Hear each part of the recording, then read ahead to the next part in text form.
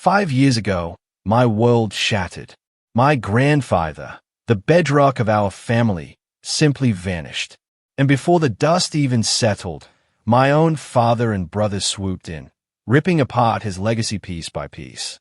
But then, at a glitzy family reunion, while my dad was practically preening about his ill-gotten wealth, the impossible happened. Grandpa walked in. The room went silent. My father's face went ghost white.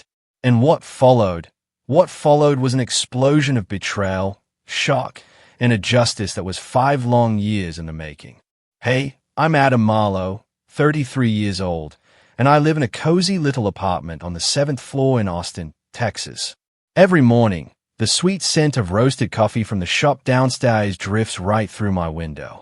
I'm an education consultant, which sounds fancier than it is. Mostly, I just help schools make ends meet while still dreaming big for their students. It's not glamorous, but it feels right, you know? It feels kind. Maybe that's why I've always refused to step foot into the empire my father and brother run. Marlowe Global. Even the name sounds cold. It used to be Whitmore Dynamics, my grandpa Arthur Whitmore's company. I'm not one to constantly look backward, but if I don't tell you this story, you'll never truly understand why my heart always feels like it's being squeezed by something I can't quite name. Austin, this vibrant city of oak-lined streets and live music, was once where I grew up, cradled in my mother's love and guided by my grandfather's fame, gentle hand. But now, it's just a mirror reflecting the deep, jagged cracks in my family. Cracks I've tried to mend so many times, only to watch them widen. Let me take you back. Austin in 2025 is nothing like the small, artsy town I remember. It's a booming tech hub, all gleaming glass towers and streets choked with Teslas. Right downtown, the Marlowe Global headquarters stands tall, a stark, cold symbol of power. That building, with its dark blue glass and the harsh M logo, was once my grandfather Arthur Whitmore's pride and joy. He built Whitmore Dynamics from nothing, a beacon of ethics and sustainability. We're talking next-gen solar panels, water recycling for aid regions, real good work. Grandpa used to say, making money isn't hard. Making money while keeping your conscience. That's the real challenge. I remember, as a kid, he'd walk my brother Garrett and me through those polished hallways, pointing at photos of projects in Africa, solar plants in Nevada. He'd talk about the weight of responsibility that came with being a businessman. You boys must remember, he'd say, his voice deep and solid as stone, money is a tool, not a goal. I was only 8, and I'd nod, wide-eyed, pretending to grasp it all. But Garrett, my older brother, he'd just offer a faint, knowing smile, his eyes already glinting with an ambition I wouldn't truly understand until years later. Then, 2020 hit. Everything changed. Grandpa went missing. He was on a hunting trip in Colorado, a place he loved, where he'd go to talk to nature, as he put it. He never came back. The police, helicopters, rescue teams, they scoured those mountains. Caves, ravines, nothing. Just his wool cap, his favorite one, found almost too perfectly by a shallow stream. They concluded he was dead, an animal attack, or full. I never, not for a second, believed it. Arthur Whitmore wasn't a man who just vanished. He was disciplined, meticulous, every step carefully calculated. But I was the only one in the family who couldn't swallow that story. And just like that, I became the outsider. I'm not built for wine-soaked galas or cutthroat boardroom meetings. Give me quiet mornings with a good book, or a gentle chat with my mother, listening to her stories of planting the first oak trees with Grandpa in our family garden. I studied education at the University of Texas, graduated with honors. My father and Garrett expected me to join Whitmore Dynamics, of course. But I chose my own path. My father, Charles Marlowe, called it betrayal. Garrett just sneered, "You're an idiot, Adam. You've got an empire in your hands, and you choose to do the work of dreamers." I don't blame them. Not entirely. They had their reasons for seeing things that way. Whitmore Dynamics, now Marlowe Global, was a money-making machine. But I started seeing the stains, the dirty projects creeping in after Grandpa's disappearance. Shady deals with politicians, factories flouting environmental standards, money from God knows where. I remember one family dinner, my father bragging about an oil drilling project in Alaska. "Dad," I choked out, my voice trembling with raw anger. "Grandpa would never have agreed to this." He just looked at me, his eyes cold as steel. "Arthur's dead, Adam. This is my time." That night, I packed a suitcase and left. I haven't lived at home since, only visiting my mother, the one fragile thread still tying me to what I once called family. My father, Charles Marlowe, his real name is Carlos Marine, is a man of shocking contradictions. He came from Colombia, a young man with big dreams and a sharp mind. My grandfather saw his talent, minted him, gave him every opportunity, and eventually gave him my mother, Clara, in marriage, despite the entire Whitmore clan's objections. Carlos is a man of the future, Grandpa used to say. He's got fire in his eyes. And my father, for a long time, didn't disappoint. He worked day and night, bringing Grandpa's visions to life. But something changed after Garrett and I were born. I can still see the look in his eyes when Grandpa announced his retirement plans, intending to hand control to an independent board, not a single person.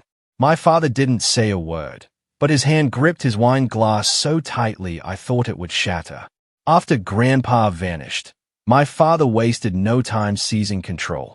He renamed the company Marlowe Global, systematically erasing every trace of Arthur Whitmore. The photos of ethical projects disappeared.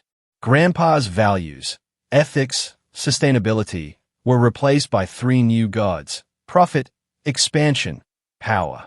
Sometimes, I look at him, this man who once knelt to propose to my mother, who held me and Garrett in his arms, and I wonder, where did that man go? And then there's my mother. To describe her, I always picture a shimmering glass flower, beautiful, but so achingly fragile, though she'd never admit it. Clara Whitmore Marlowe, Grandpa's only daughter, grew up under his protective wing. She's kind, loves nature, with a heart so immense it feels too big for this world. When she married my father, many called him an opportunistic immigrant. But she just said, love doesn't need a resume.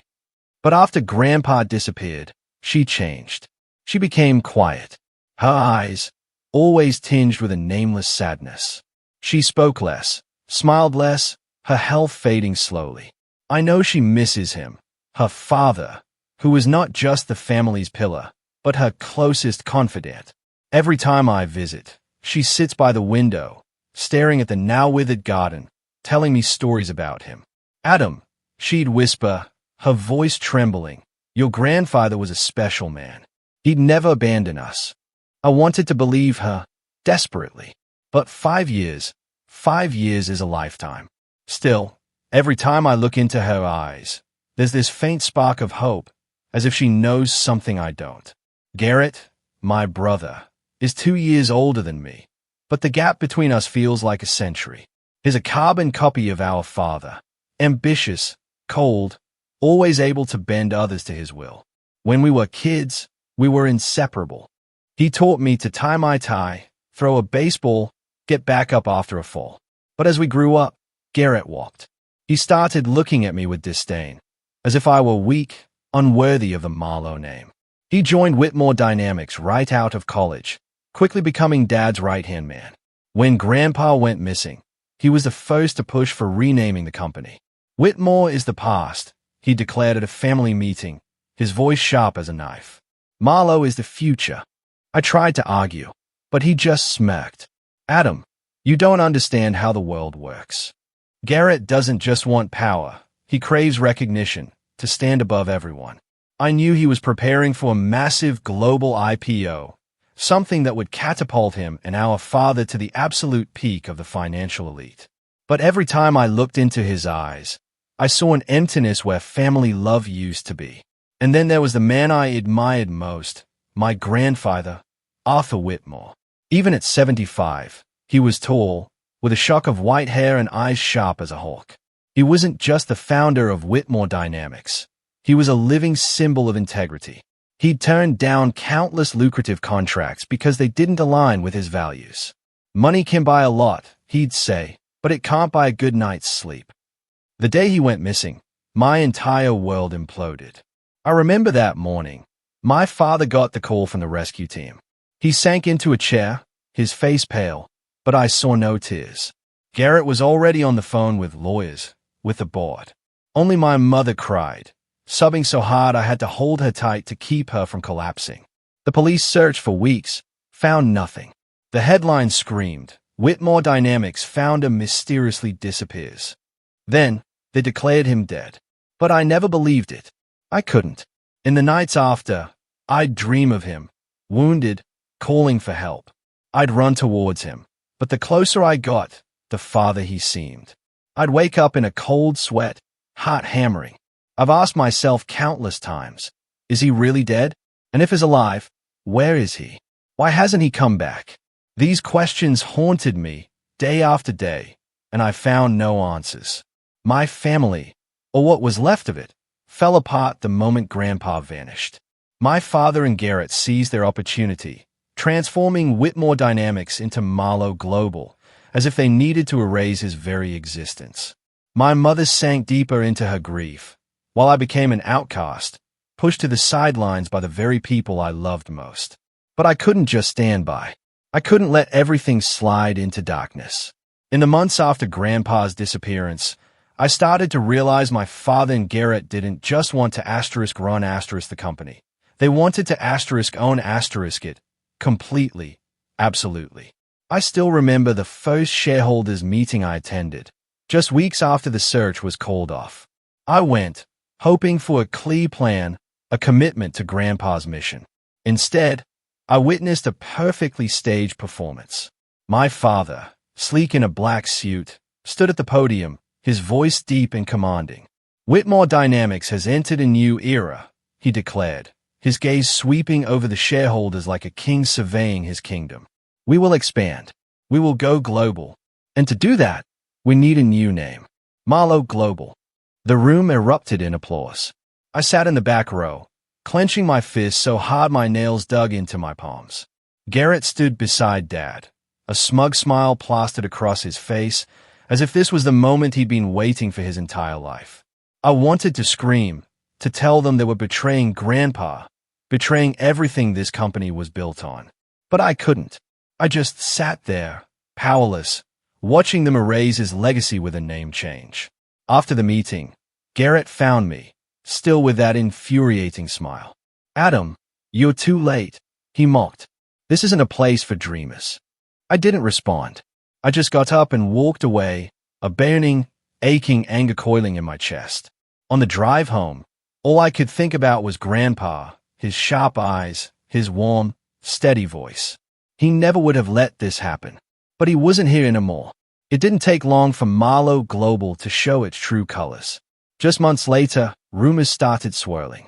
Projects my grandfather would have called Crime Star, a petrochemical plant in Louisiana, dumping untreated waste straight into the river.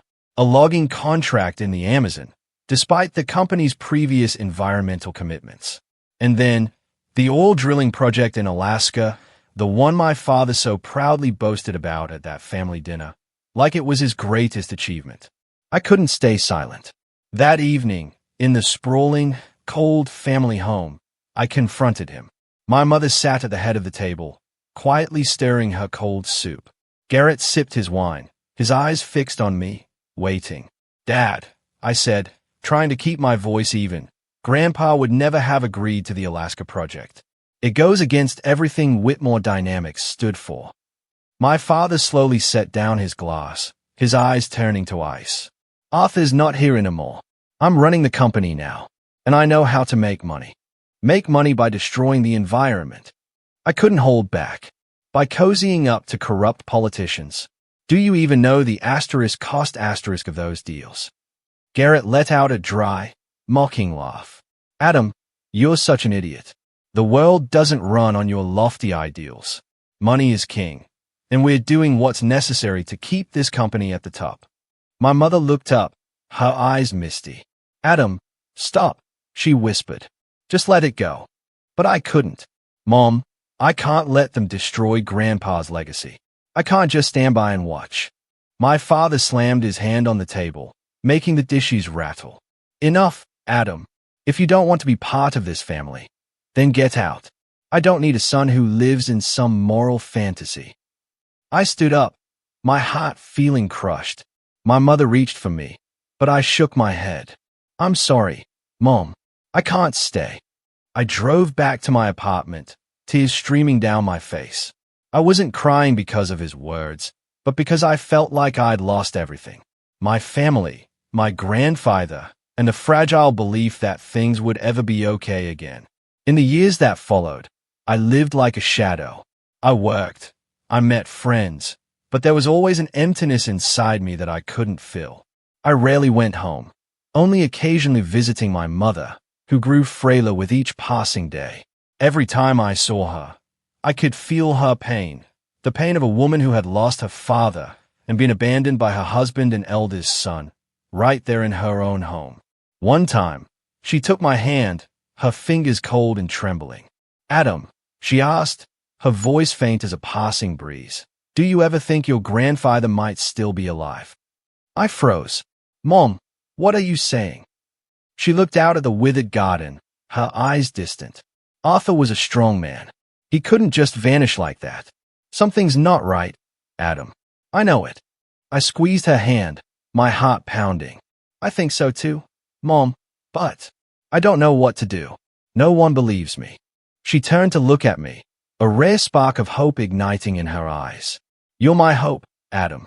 You have to find the truth. Her words lit a small fire inside me.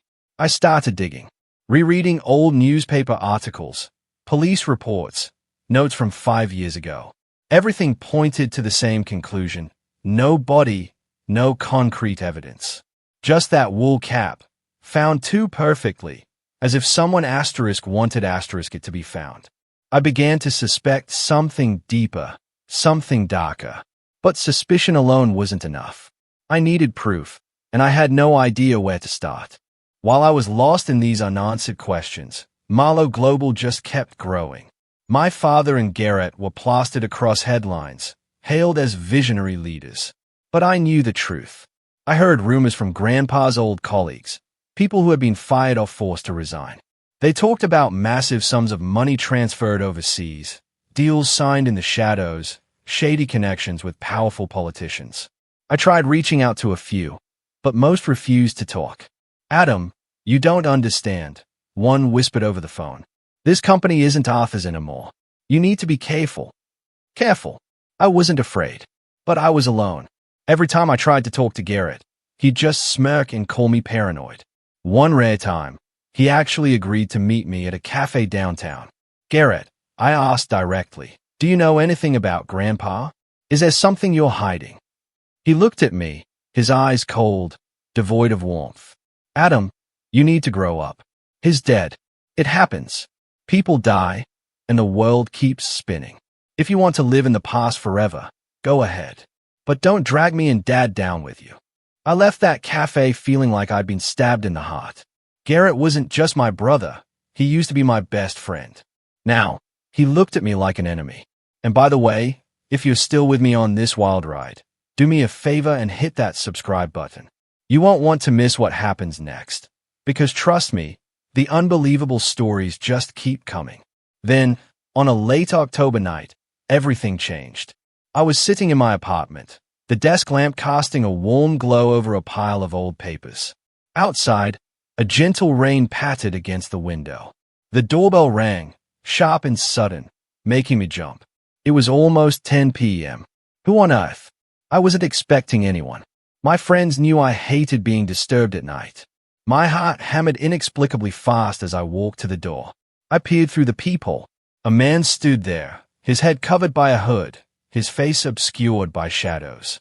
I hesitated, my hand hovering over the doorknob. Part of me wanted to turn back, pretend I hadn't heard anything. But then I opened the door. The man looked up. As the hallway light hit his face, the blood in my veins turned to ice. Silver-white hair, hawk-like eyes, though now clouded by time and suffering. It was my grandfather, Arthur Whitmore. Adam, he said, his voice low and hoarse, as if he hadn't spoken in years. Can you let me in? I stood frozen, unable to believe my eyes. "Grandpa," I stammered, feeling the ground give way beneath me. "You alive?" He smiled, a tired but infinitely warm smile. "Let's go inside, Adam. We have a lot to talk about." I let him in, still reeling from shock. He sat down in my old armchair, taking off his hood to reveal a gaunt face etched with new wrinkles. He wore a worn wool coat, not the polished suits I remembered from Whitmore Dynamics.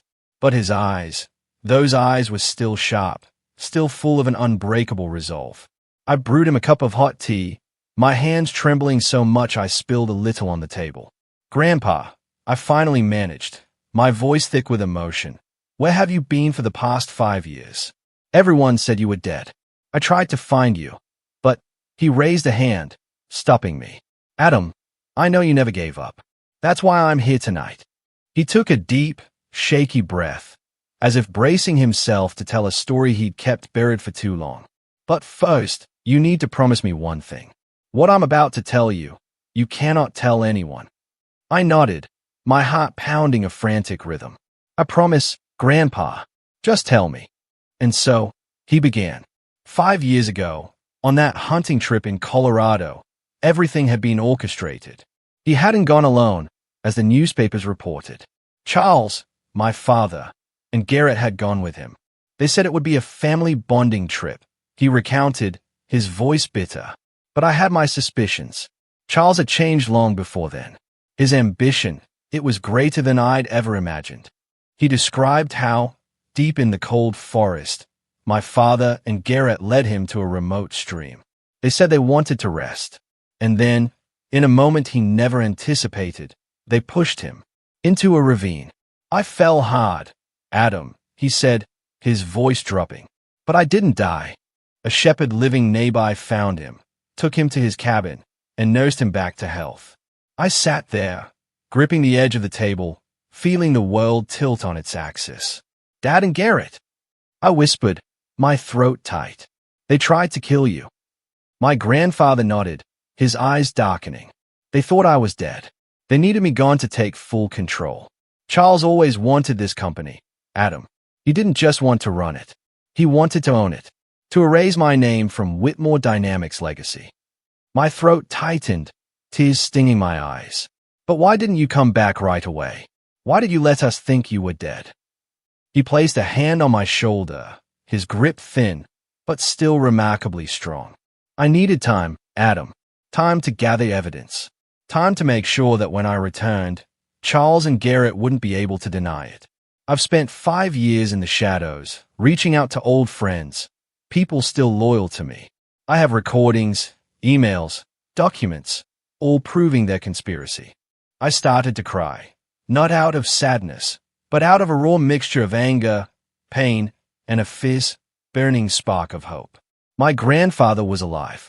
He was here, right in front of me, and he needed me. "What do you want me to do?"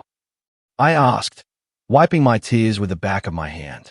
"I'll do anything to make this right." He looked at me, his eyes brightening slightly. "Adam, you're the only one I trust. You haven't been blinded by power. You have your mother's heart and my resolve. I want you to help me expose the truth. But it won't be easy. Charles and Garrett have influence, money. They'll do anything to protect what they've built." I nodded, a storm of emotions raging inside me. "I'll do it, Grandpa. I'll help you." He smiled, truly smiled, for the first time that night. And in that moment, I saw the man I'd always admired, the one who told me money was a tool. "Good," he said, "but we need to be careful. Charles isn't a fool, and Garrett is even more dangerous. They can't know I'm back. Not until we're ready." A few days later, my grandfather took me to a small house on the outskirts of Austin, where he was hiding. It was a modest wooden cabin, tucked away behind old oak trees, far from the city's bustle. He'd rented it through an intermediary, he said, to avoid detection. I still couldn't quite believe it. He was here, alive and breathing, after 5 years of believing he was gone forever. "Adam," he said, his voice low, "there's one more person who needs to know the truth. Your mother." I froze. "But you said not to tell anyone." He nodded. I did. But Clara is my daughter. She deserves to know. And I'm worried about her health. She needs something to give her strength to carry on. I agreed, though uneasily. My mother was so frail, both physically and emotionally. Would the joy of Grandpa being alive outweigh the searing pain of the truth about my father and Garrett? I called my mother, telling her I wanted her to come to my apartment for a talk. When she arrived, I gently explained I had a special surprise and needed her to come with me. She looked at me, her eyes full of doubt, but she agreed. I drove her to the cabin, saying little. She sat beside me, hands clasped tightly, her gaze distant. When we walked into the cabin, my grandfather was waiting in the living room. My mother saw him, and time seemed to stop. She froze, her lips trembling, then burst into tears. "Dad! Dad!" she whispered, rushing into his arms. My grandfather held her tightly, tears streaming down his weathered face. "Clara, my daughter, I'm sorry for making you wait so long." I stood there watching, my heart breaking with both joy and pain. My mother sobbed, as if all the grief of the past 5 years was pouring out of her. He told her everything. The hunting trip, the monstrous plot by my father and Garrett, the years he'd spent in hiding. My mother listened, her face shifting from shock to deep, searing pain, and finally, to white-hot anger. "Charles," she whispered, her voice trembling with fury. "He did this to you." My grandfather took her hand.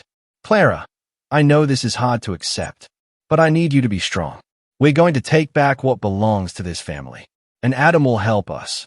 My mother turned to me, her eyes sparkling with a determination I hadn't seen in years. "Adam," she said, "you're my hope. You have to do this." I nodded, a new, heavy weight settling on my shoulders. This wasn't just Grandpa's fight. It was mine, my mother's, and the legacy he had built. In the days that followed, my grandfather and I began to plan. He showed me the evidence he'd painstakingly collected over 5 years. Emails between my father and Garrett, cold, calculating recordings of their conversations, documents proving the illegal transfer of Whitmore Dynamics assets. Each piece of evidence was like a knife to my heart. I'd grown up in my father's arms, once admiring his intelligence and decisiveness. Now, I saw only a traitor. My grandfather contacted a legal team he trusted, old friend from his days running the company. They helped us verify his legal identity, ensuring that when he reappeared, no one could question he was Arthur Whitmore. They also prepared documents to sue my father and Garrett, accusing them of attempted murder, embezzlement, and destroying the company's very soul. Meanwhile, I secretly met with my mother every week, making sure she was okay, careful not to reveal any signs of Grandpa's return. She started eating better. Her eyes gradually regained their spark. "Adam, I've never felt so alive," she said during one visit. "Your grandfather is back, and I believe you'll do the right thing." But I couldn't deny the growing fear in my heart. My father and Garrett were not to be underestimated. They had money, power, and people willing to do anything to protect them. If I failed, not only would my grandfather and mother be in danger, but I could lose everything. One evening, as Grandpa and I reviewed documents, he suddenly stopped and looked at me with a serious expression. "Adam, I've rewritten my will," he said. "I've revoked all previous authorizations, all the assets, shares, and control of the company. I'm leaving them to you." I was stunned. "Grandpa, I'm not sure I can." He cut me off. "You can, Adam. You're the only one I trust. You'll bring Whitmore Dynamics back to its rightful path. I believe in you." I didn't know what to say. The responsibility was immense, overwhelming. But looking into his eyes, I knew I couldn't refuse. This wasn't just about the company. It was about justice, about family, about righting the wrongs of the past. As I left the cabin that night, the rain had stopped, leaving a sky full of twinkling stars. I stood on the porch, breathing in the cool air, feeling a new strength coursing through my veins. My grandfather was back, and he had chosen me. I was no longer the family outcast. I was the one who would stand up, face my father and Garrett, and bring the truth to light.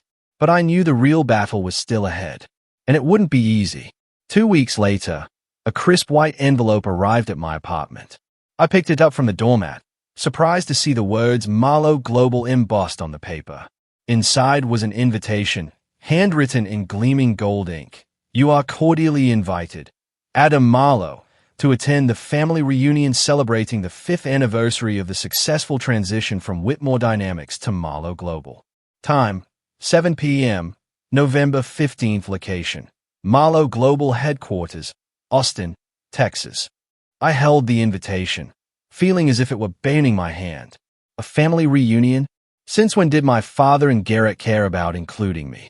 For 5 years, they had pushed me out, treated me like an outsider. Why now? I called my mother, the only person in the family I still trusted, to ask if she knew anything. Adam, I got an invitation too, she said, her voice frail, but tinged with a new determination. I'm going, and you should too. This is our chance to do what needs to be done. I understood. She knew the truth about Grandpa, about their plot, and she wanted me to bring him to this event, not just for a reunion, but to expose everything. I went to my grandfather that same evening. He was sitting in the wooden cabin, holding a cup of tea, his eyes lighting up when I told him about the invitation. This is our moment, Adam, he said, his voice low and resolute. Charles and Garrett think they've won. They want to flaunt their victory in front of the media, the shareholders. But they don't know I'm back, and we're going to make them pay. I nodded, my heart pounding. But Grandpa, what if they suspect something? What if they find out about you before we're ready? He placed a hand on my shoulder, his gaze piercing through me. Adam, I survived 5 years in the shadows. I know how to keep a secret. And you're the one who will stand with me. We have the evidence, the truth. And Clara will do this. In the days leading up to the event, my grandfather and I worked tirelessly. We met with his legal team, a group of seasoned lawyers who had worked with him during Whitmore Dynamics' heyday. They helped us organize the evidence, recordings of my father and Garrett discussing their chilling plan, emails detailing illegal transactions, asset maps showing how they'd unlawfully transferred company shares. Each piece of evidence was like a bullet, ready to be fired at the right moment. I also met with my mother in secret several times, to ensure she was strong enough to face what was coming. She had changed so much since reuniting with Grandpa. She was no longer the frail, quiet woman I'd known. A small fire burned in her eyes, though I knew she was still pained by the thought of my father's betrayal. Adam, I'm not sure I want to do this, she said during one meeting at my apartment, her hands clasped tightly. But I have to. For your grandfather, for you, and for myself. I hugged her, feeling the fragile but fierce determination within her. Mom, I'll be with you.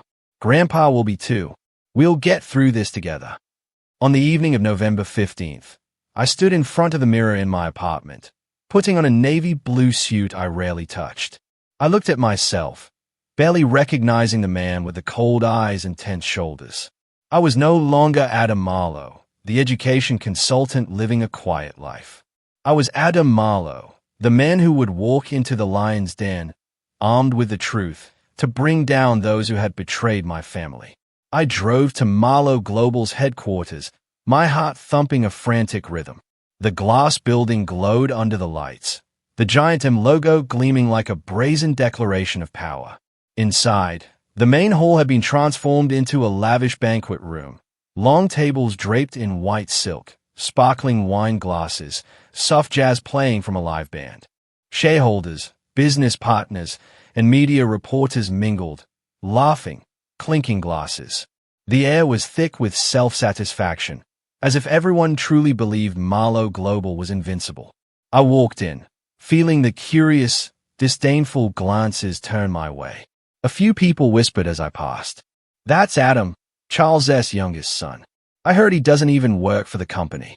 The oddball of the Marlowe family. I ignored them all, searching for my mother.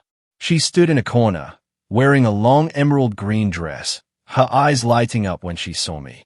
I approached, took her hand, and whispered, Mom, Grandpa's ready. She nodded, her lips pressed tightly. So am I, Adam. The event began with my father's speech. He stood at the podium, dressed impeccably in a black suit, his voice booming through the sound system. "Ladies and gentlemen," he began, a confident smile on his lips. "Today marks a significant milestone.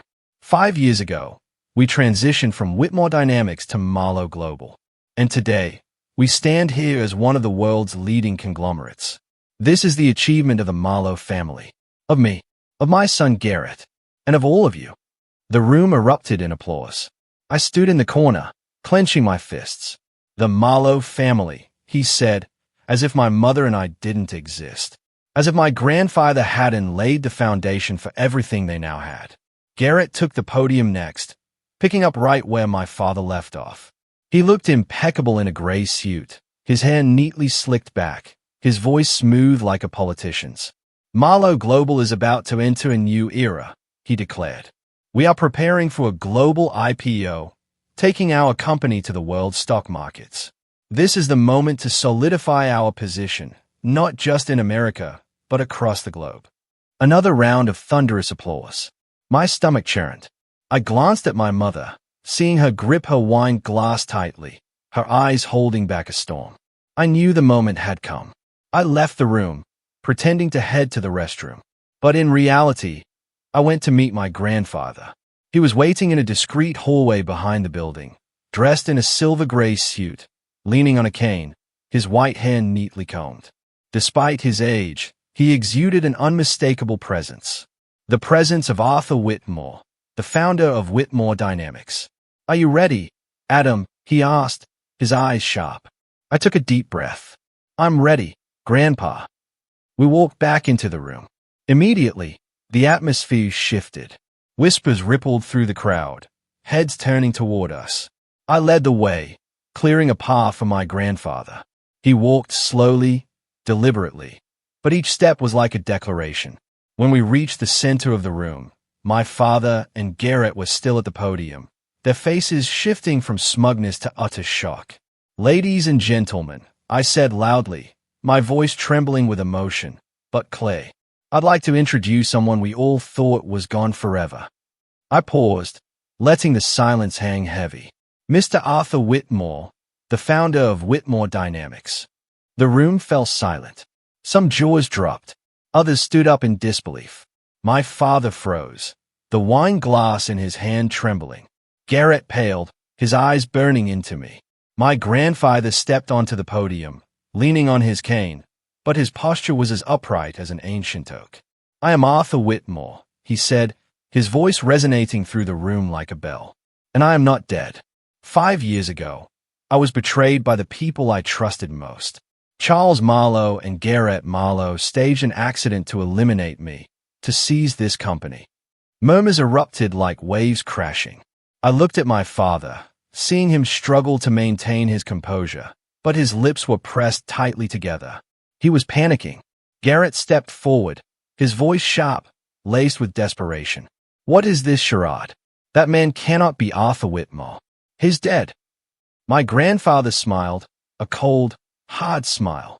"Charles, Garrett, did you think I wouldn't return? Did you think you could erase my name, steal my legacy, and live in peace?" He signaled to me. I stepped forward, carrying a small projector the legal team had prepared. A large screen was lowered, and I began presenting the evidence we had gathered. First came the recording. My father and Garrett's voices, unmistakable, discussing pushing my grandfather into the ravine. "He won't survive," my father's voice rang out, cold and ruthless. "We'll say it was an accident." The room went silent. Some shareholders covered their mouths, eyes wide with horror. I continued, displaying emails between my father and a local politician, discussing the illegal transfer of Whitmore Dynamics shares. Finally, I showed the asset map, revealing millions of dollars funneled offshore through shell companies.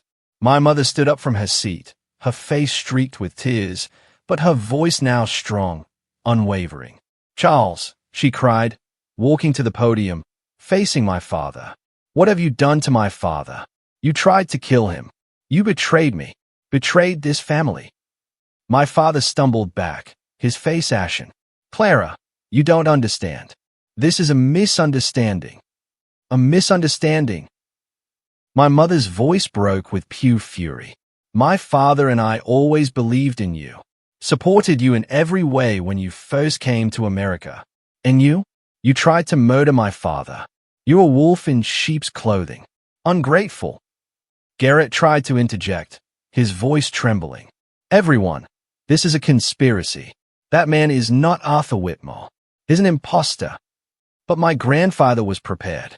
He produced identification documents, verified by the legal team, and a short video from the shepherd in Colorado who had saved him 5 years ago. I'm Arthur Whitmore, he said again, his voice like thunder. And I've returned to take back what belongs to me, to my family, to Whitmore Dynamics. The room erupted. Murmurs exploded like a wave breaking after being held back too long. Shareholders stood, their voices rising in outrage, demanding an immediate investigation. Reporters swarmed like vultures, cameras flashing, capturing every single moment. But then, the noise stopped abruptly. The main doors of the room swung open. A group of uniformed police officers walked in, sidearms holstered, their cold gazes sweeping the crowd. I stood frozen, my heart pounding. They had arrived faster than I expected. My grandfather's legal team had been quietly working with the FBI in the days leading up to this. And now, the moment of justice had come. A tall, stern-faced police chief stepped onto the podium, raising a hand for silence. Charles Marlowe, Garrett Marlowe, he said, his voice resounding like a verdict. You are under arrest for charges of conspiracy to commit murder, embezzlement, and financial fraud. The room fell silent. I looked at my father, seeing him stumble back, his face pale, his hands trembling. Garrett tried to bolt for a side door, but 2 officers blocked him, grabbing his arms. The sharp click of handcuffs echoed, cutting through the air like a blade. My father tried to maintain his composure, but as the cuffs tightened around his wrists, I saw a flicker of raw panic in his eyes, something I'd never seen in the man who was always so confident, so in control. You're making a mistake, Garrett shouted, his voice cracking with anger and fear. This is a conspiracy. That man is not Arthur Whitmore. But no one listened. The shareholders watched in shock, some covering their mouths, eyes wide with horror. My mother stood in the corner, clutching her dress, tears streaming down her face. I wanted to run to her, to tell her everything would be okay, but I couldn't move. I stood there, watching my father and Garrett being led out of the room, through the flashing cameras and the jeers of the crowd. As the doors closed behind them, a heavy, deafening silence settled over the room. A sharp pain stabbed at my chest. This was my father, the man who taught me how to tie my shoes when I was 5. This was Garrett, the brother who carried me on his shoulders through summer fields. Now they were being led away like criminals, and I didn't know how to feel. Angry, heartbroken, or relieved. My grandfather raised a hand, signaling for silence. The room quieted, all eyes turning to him. His voice rang out, steady and unyielding, like a mountain that could not be shaken. Today, we have witnessed the truth. But the truth is not just for exposing. It's for rebuilding. I have drafted a new will. All my authority, shares, and control of the company. I am transferring them to my grandson, Adam Marlowe. He is the only one in this family who has not been blinded by power. He will lead Whitmore Dynamics back to its rightful path.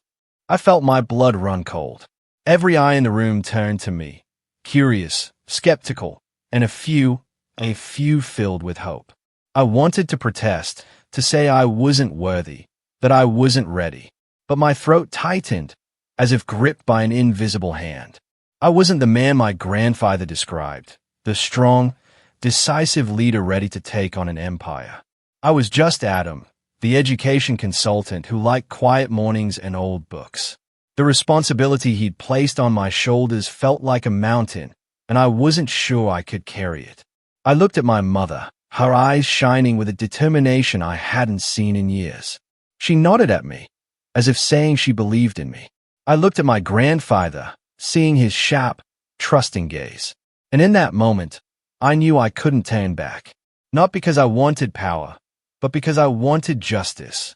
For my grandfather, for my mother, and for myself. I stepped onto the podium, my legs heavy, but unwavering.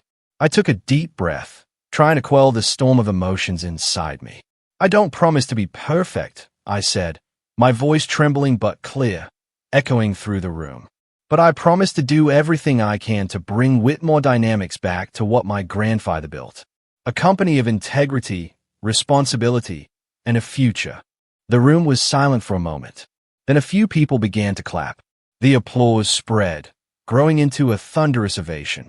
I looked at my mother, seeing her smile through her tears.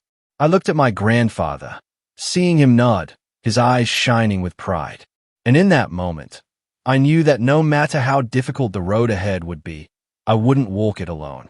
The next morning, Austin was shaken to its core.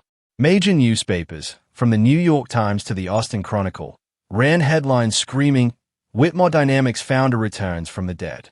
Accuses son-in-law and grandson of murder plot."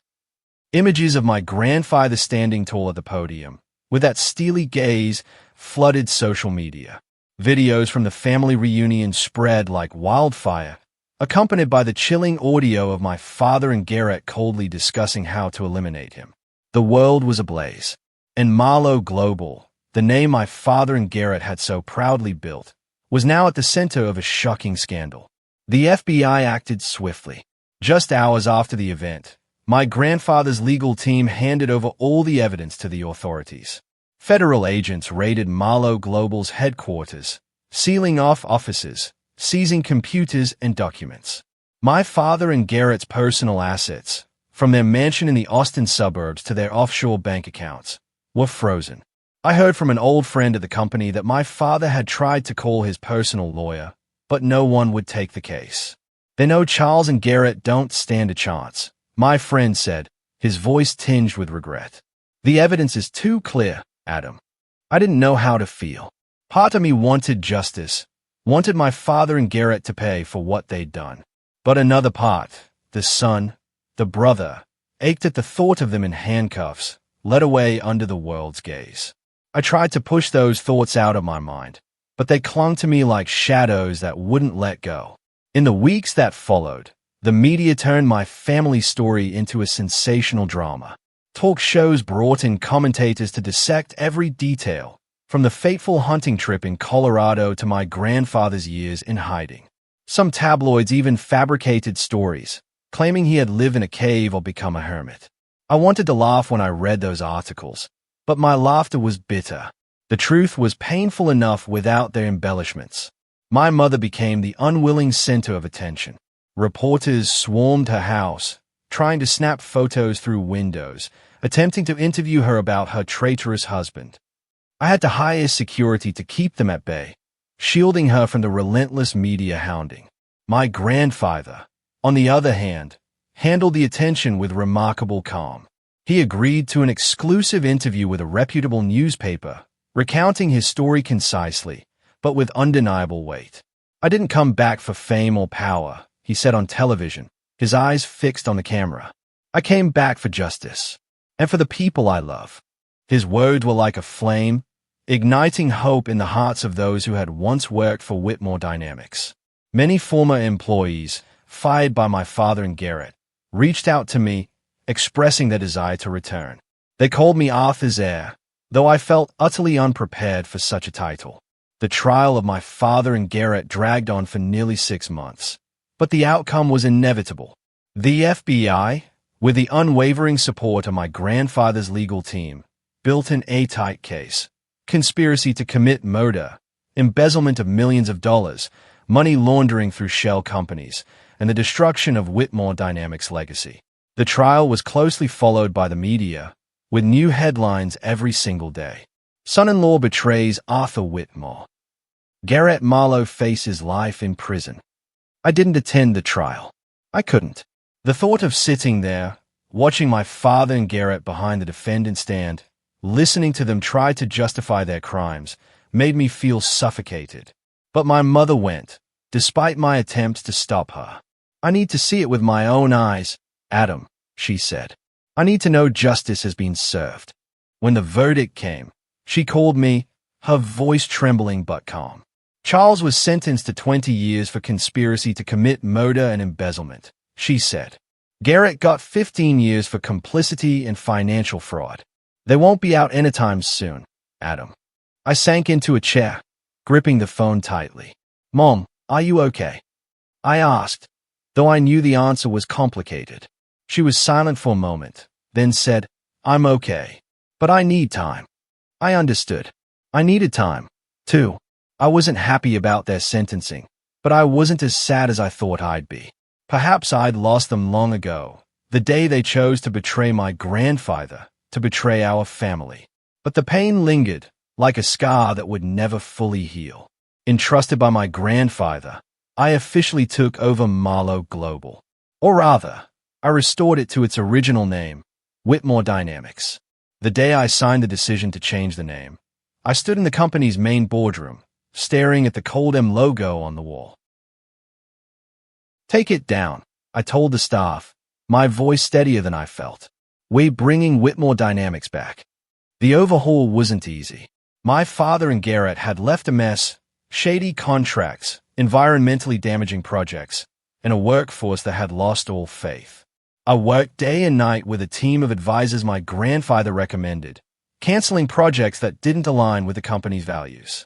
We pulled out of the Alaska oil drilling project, reinvested in clean energy, and committed to transparent transactions. I rehired former employees who had been loyal to my grandfather, listening to their ideas on how to steer the company back on track. But the hardest part wasn't the work. It was the internal pressure. Every day, I faced the daunting question of whether I was capable of carrying my grandfather's immense legacy.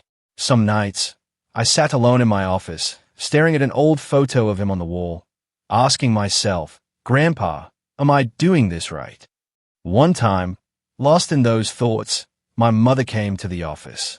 She placed a hand on my shoulder, her gaze gentle but firm. Adam, she said, you don't have to be perfect. You just have to be honest, like your grandfather. That's all Whitmore Dynamics needs. Her words were like a cool breeze, easing some of my doubts. I began to believe I could do it, not because I was exceptional, but because I had my mother and grandfather by my side, and because I believed fiercely in the values my grandfather had passed down. During a board meeting, I proposed an idea I'd been nurturing for a long time, a non-profit fund, named after my mother, the Clara Foundation. It would support women who had been deceived and hurt in marriage, providing counseling, financial aid, and opportunities to rebuild their lives. I thought of my mother, of the years she lived in the shadow of betrayal, and I wanted to ensure no one else had to endure what she had. When I presented the idea, some shareholders were skeptical.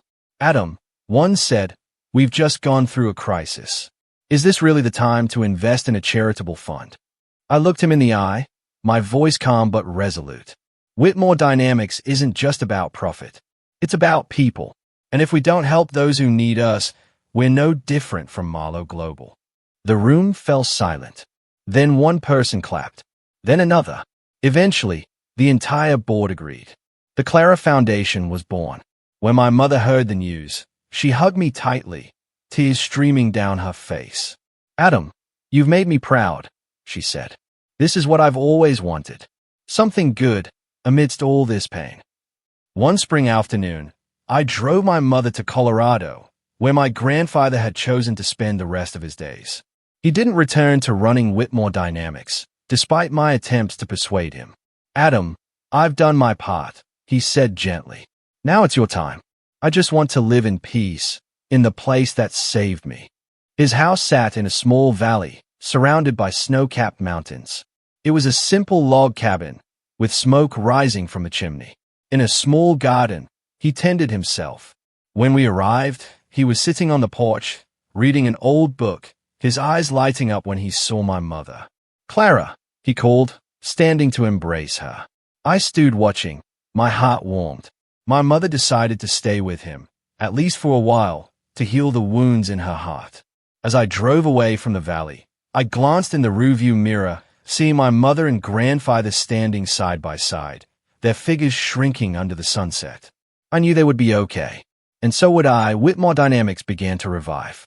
Our clean energy projects attracted new investors, drawn to my grandfather's comeback story and my commitment to ethical business. The Clara Foundation grew rapidly, supporting hundreds of women across the country. Each thank you letter from them was a powerful reminder that I was on the right path. I no longer dreamed of my grandfather covered in wounds. Instead, I dreamed of the grassy fields where Garrett and I used to play as kids, where my father once laughed heartily and held me close. Those dreams no longer woke me in a cold sweat. They reminded me that despite a painful past, I could build a better future. I stood in my office at Whitmore Dynamics, looking out at Austin's twinkling lights under the night sky. On my desk was a photo of my grandfather, my mother, and me, taken the day I officially became the company's chairman. I was no longer the outcast. I was Adam Marlowe, heir to Arthur Whitmore's legacy, bearer of my mother's hope, and determined to rebuild from the ashes of the past. The road ahead was still long, but I wasn't afraid. I had my mother, my grandfather, and a stronger version of myself, ready to face any challenge. And somewhere deep in my heart, I knew justice had been served, not just for my family, but for everything Whitmore Dynamics stood for. What would you have done in my shoes? How do you think you'd navigate such a profound family betrayal? Tell me what you think. I really want to know.